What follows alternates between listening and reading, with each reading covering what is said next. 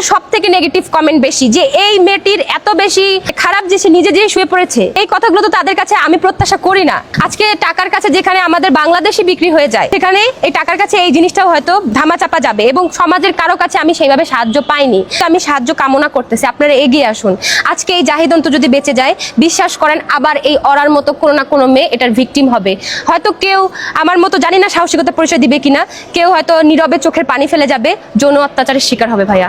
কিন্তু এই পশুটাকে শিক্ষা দেওয়া উচিত। এই পশুটাকে মানুষ বানানোর জন্য আমি আইনের কাছে সহায়তা চেয়েছি, সমাজের সব মানুষের কাছে।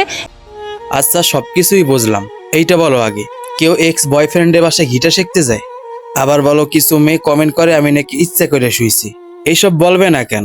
যে তোমার বয়ফ্রেন্ড ছিল, ব্রেকআপ হয়ে গেছে, এখন তোমার এক্স, তার সাথে অতটাও ভালো সম্পর্ক নেই, তারপরও কোন কারণে তার বাসায় গিয়ে গিটার শিখতে হবে?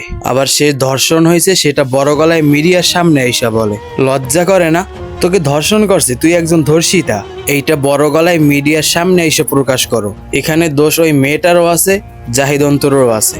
এই বাংলায় কত ধর্ষণের অভিযোগ আসতেছে, কত শিশু বাচ্চাদের ধর্ষণ করে, জোর কইরা অত্যাচার কইরা, না চাইতে তারা ধর্ষণের শিকার হয়। সেখানে তুমি তোমার এক্সের বাসায় যাও গিটার শিখতে। এখন যা মনে হয় সব তোর নিজ ইচ্ছাতেই হয়েছে।